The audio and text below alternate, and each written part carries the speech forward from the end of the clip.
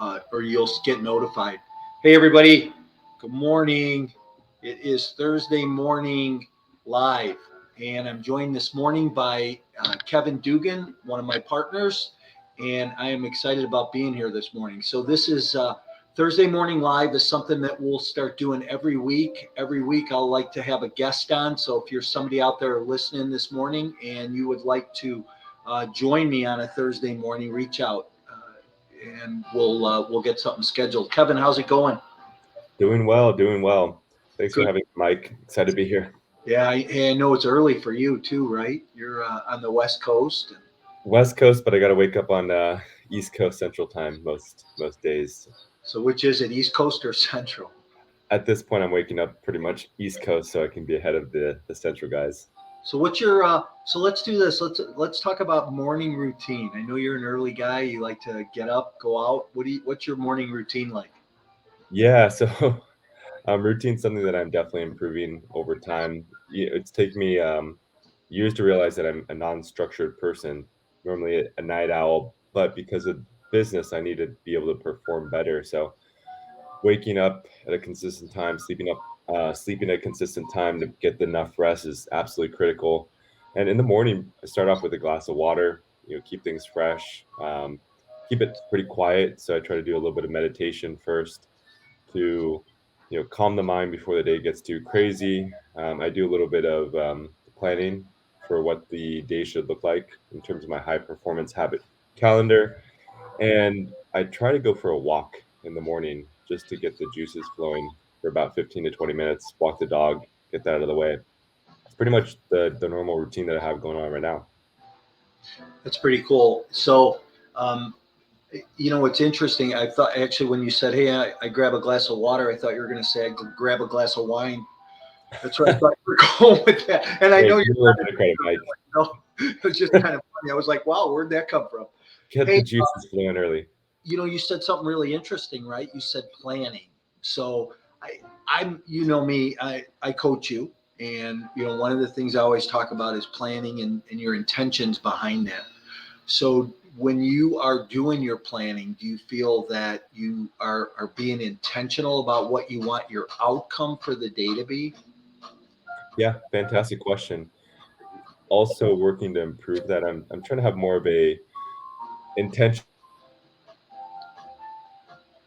each interaction to feel, and then hopefully bring that into every single conversation. So, you know, I think in life you can be present in every single moment, but most of the time, people are distracted, scattered, and aren't fully prepared for what they're supposed to be doing, with every single person. But when you do kind of reset the tone, you bring your intention to how you want to feel, what you want to get out of that interaction, how you want your employees to feel. It brings a level of it deepens the level of communication. So this is also something that I'm working on. I think everybody's a work in progress, and everybody can always make change. Um, and these are some points in my life that I definitely know I could do better on for sure. Yeah, I think we all could, right? I think it's one of those deals we all could get better. And so I heard somebody say one time, I was at a seminar, and what they talked about was they said if you make 1% improvement every day, just one little thing every day, and you make that 1% improvement every day, at the end of the year, you've made 365% improvement on your life and where you're at. And Kevin, you know that one of the things I always talk about is that we can't grow professionally till we grow personally. And so I think that we need to be working on ourselves, on who we are, what we want to accomplish, what we want to get out of life. So, hey, listen, I know that you've spent the last week at a couple of different mastermind groups, in a couple different places. You were in Vegas and somewhere else, and Phoenix, yeah. Phoenix. And here's something I know, a question that you know me, I'm the what if guy, I'm the question guy. I want to know what if. I ask a lot of questions. One question I always ask somebody that I haven't seen in a while, maybe I haven't seen somebody in 6 months or a year. The first question I always ask them is, hey, what have you learned since the last time we saw each other? Because I want to know what progress somebody's made or what they've learned and how I can learn from that. So, with that said, the last couple of weeks, these masterminds you've been at, what have you learned? What are some of the three of the biggest takeaways? So one thing that I think everybody should try to not only understand conceptually, but understand from a physical and also from a, how do I say it, an action standpoint is the value of time. And, everybody says time is money. You hear it all the time saying time is your most limited resource.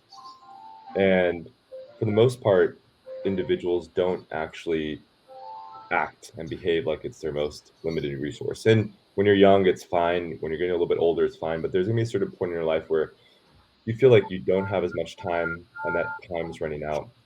So, one, I guess, little exercise that was given by a family office group, pretty much a wealth, a group that has a lot of real estate, that has a lot of tech, that has, done very well for themselves. And they did a breakdown time analysis every 20 minutes for a week. What have you spent your time on? And look for the patterns. And most people will start to realize they're wasting a bunch of time.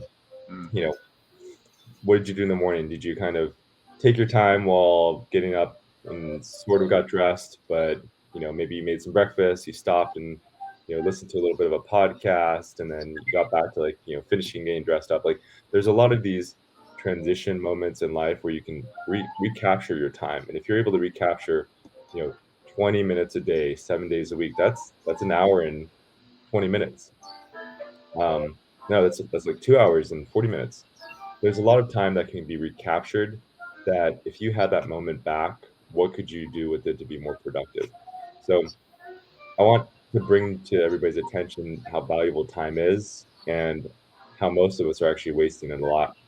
Um, to kind of bring another example to this, I operate real estate. I buy houses, I renovate, I flip them, sell them as rentals. We have a construction team, property management, and to go in and do the physical work takes a lot of time requirement from a lot of people. There's a lot of time involved. There are activities in real estate that could be a better leverage of your time. Building human capital with relationships, doing sales on phone, on Zoom, to be able to convert, activities that are maybe a smaller dollar amount, but require fewer hours and time to convert. So just something to think about. Yeah. Boy, that time thing is a big deal in all our lives. I learned years ago that you really need to time block. You need to set that time aside. And if we're doing things in our life that take away from what we're good at or what we should be doing, we should have somebody else do them. Yep. Like, clean your house. For what it costs to have somebody come and clean your house, have somebody clean your house and it free you up to go do something else. Same thing with cutting the grass. Yeah. As much as I loved to cut the grass, that was one of those things that I had somebody else do, and then I could just play around and do some other things. And then, you know, here's the thing I think that I get caught up a lot in today is the social media piece, right? I'm playing on social media too much when I could probably be spending more productive time doing other things. Which, in business today, the whole social media thing is such a big piece that, so I'll sit down at night when I'm, unwinding at the end of the day and, uh, I'll flip through it and, comment on likes and comment on comments and things like that just to try and clean that up. But, a couple posts during the day, it could take a little bit of time. So how are Yeah. you finding, so when you walked away from these events the last couple weeks, what's the big thing you're going to implement in your life starting today?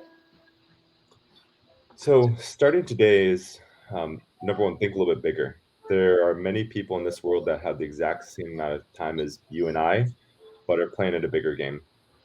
And the way that they do this is they really start to, bring in better systems into their life. They bring in better people into their life, and then they also just decide to make bigger moves overall. So think being around a room of many entrepreneurs with a wide range of success allows you to get exposure to many different ideas. So pretty much just play bigger and make sure, with the experience that I have, that I can actually implement and execute on a higher level. So I'm excited to get motivated from this group overall. Yeah. There's a lot of big things coming. I think in 2022 is going to be a great year. So when you say think bigger, what exactly does think bigger mean? I mean, so what's that look like in your life? How's that manifest in your life? Yeah. So, for instance, yesterday, talking to a gentleman in the group, he owns a construction company. He's working on 18 properties right now, 18 projects.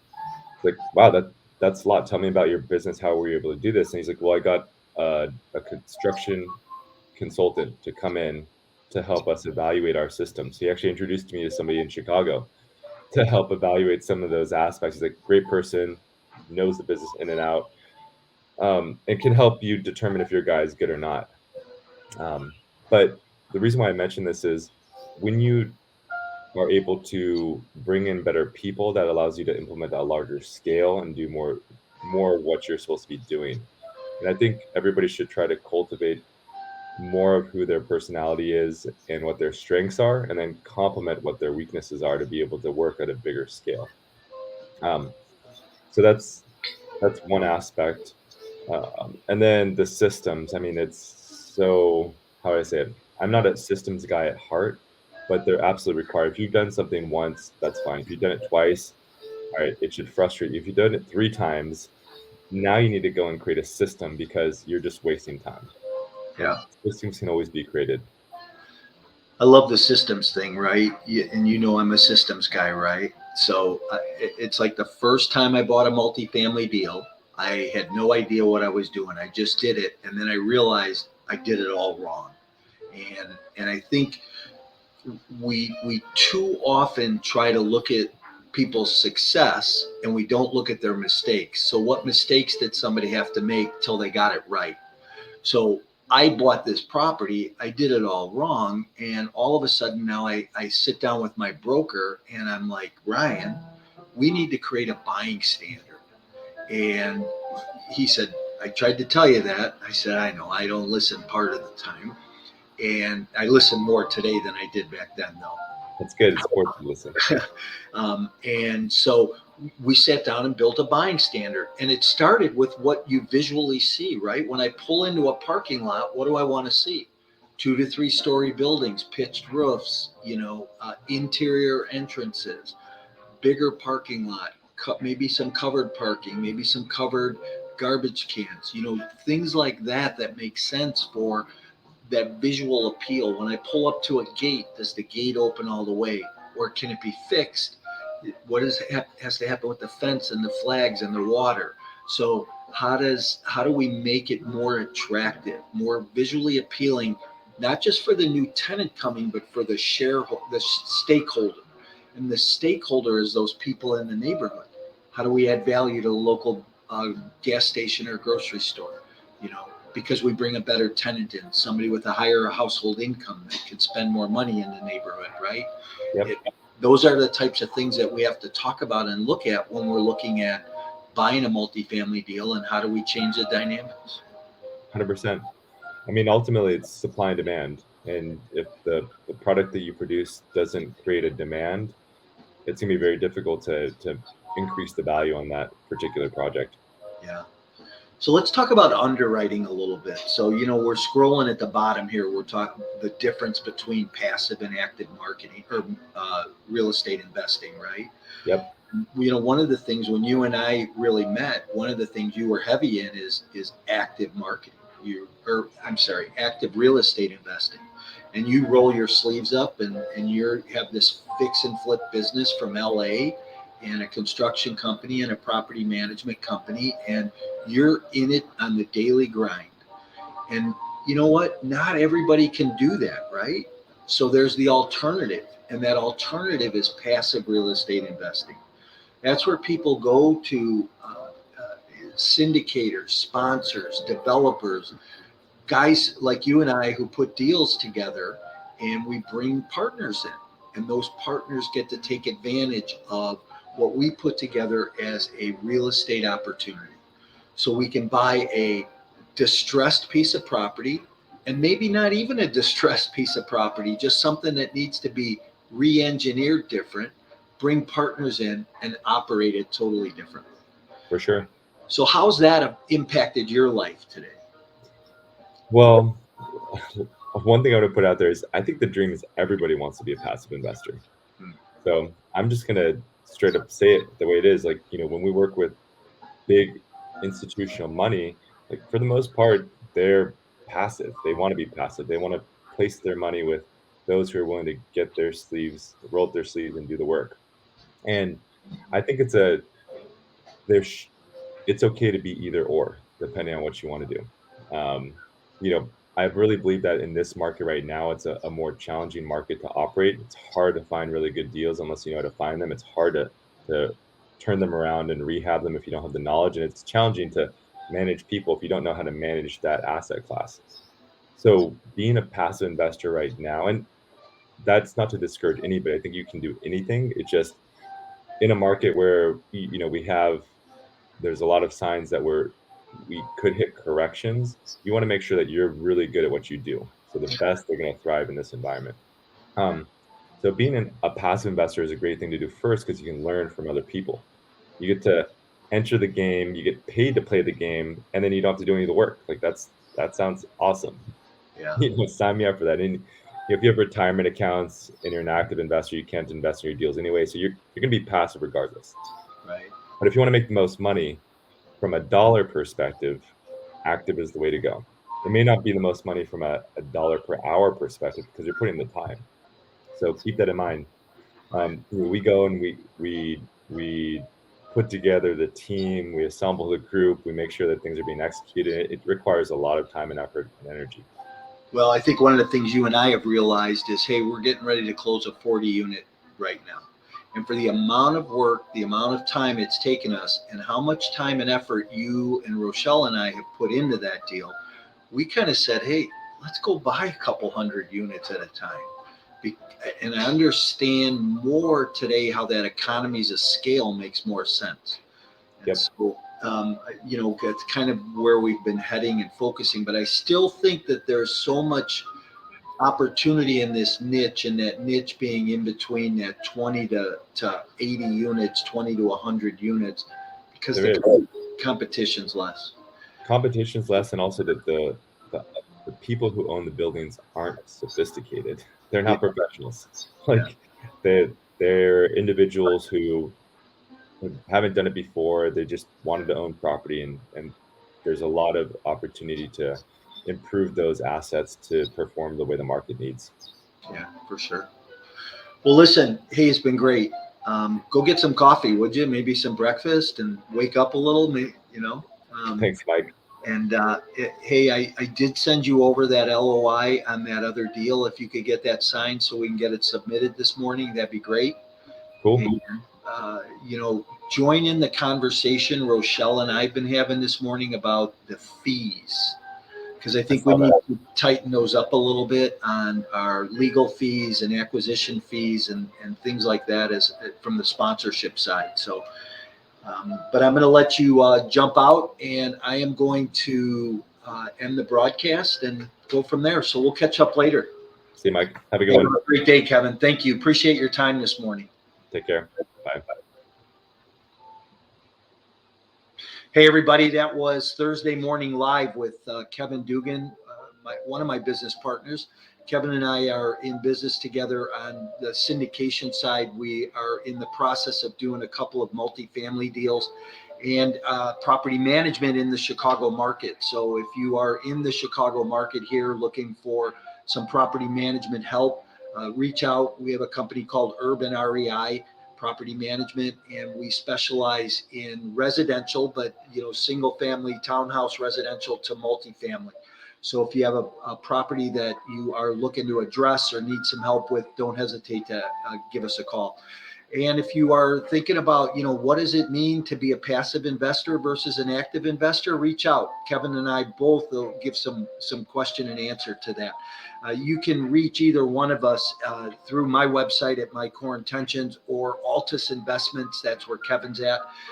Kevin's all over Instagram or LinkedIn at kevindugan.com. So,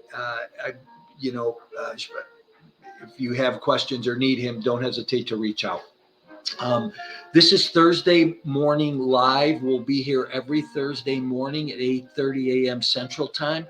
I'll be bringing a guest on. If you're somebody who'd like to jump on and have a conversation, I would love for you to reach out and let me know. We'll bring you on and just have a short 15, 20-minute morning conversation. But we'll talk about real estate investing, the state of the economy, where the market's at, where the market's headed, and some specifics about the real estate industry. So I appreciate you being here. At the bottom, you can see that you can grab a copy of my book, go to mycoreintentions.com/exit plan. You'll be able to download a copy of that for free. But I talk about in that book how to get out of a deal. Everybody talks about how to buy it, how to find it, how to get in it, but nobody's ever talked about how to get out of it. And I want people to understand where and how you maximize your profit and the potential behind that. Everybody have a great day, and I will look forward to seeing you somewhere this week.